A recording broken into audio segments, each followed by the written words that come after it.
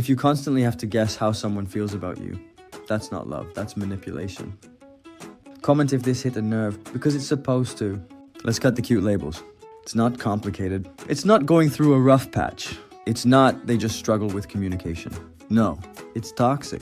Because if you spend more time overthinking their texts than actually enjoying them, if you're constantly on edge, wondering if they're in a good mood today, or if you're about to get blamed for breathing wrong, if I'm sorry starts to feel like a trick instead of a fix, you're not in a relationship. You're in a psychological minefield. And the worst part? You probably think it's your fault. You think if you just communicate better, love harder, have more patience, they'll finally change. But here's the truth. You're not hard to love.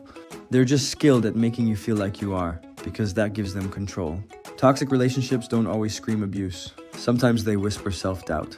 They smile while they take pieces of you. They make you feel lucky just to be tolerated. But real love doesn't confuse you. It doesn't come with secret rules, mind games, and emotional hangovers.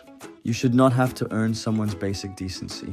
You should not have to apologize for needing clarity, consistency, or peace. You deserve someone who doesn't leave you questioning your worth. You deserve someone who doesn't confuse your anxiety with love. So let me ask you, are you holding on? Or are you just scared to start healing? Comment if you've seen this happen. Share if someone needs to hear it. If someone tells you to just stay positive when you're falling apart, that's not support. That's emotional neglect in a Hallmark costume. Comment if this hit a nerve. Share if you've heard this line before. You ever open up to someone and they hit you with, just be grateful, or worse, good vibes only. That's not love. That's denial dressed in a smile. Toxic positivity isn't about being happy.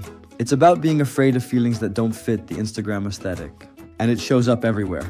Your partner says they feel overwhelmed, and you tell them to look on the bright side. Your friend breaks down, and you say, it could be worse. You're not helping. You're gaslighting with glitter. Toxic positivity is pretending pain doesn't exist. It's weaponizing optimism to shut people up. And in relationships, it creates emotional orphans. Because when someone tells you they're drowning and you hand them a motivational quote instead of a life vest, you're not saving them, you're letting them sink alone. Real support isn't always pretty.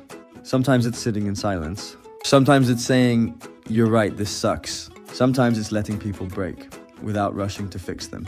Because healing doesn't start with solutions. It starts with safety. And positive vibes only?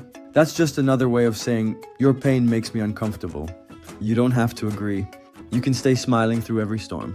But just know, suppressing pain doesn't create strength. It creates strangers sleeping in the same bed.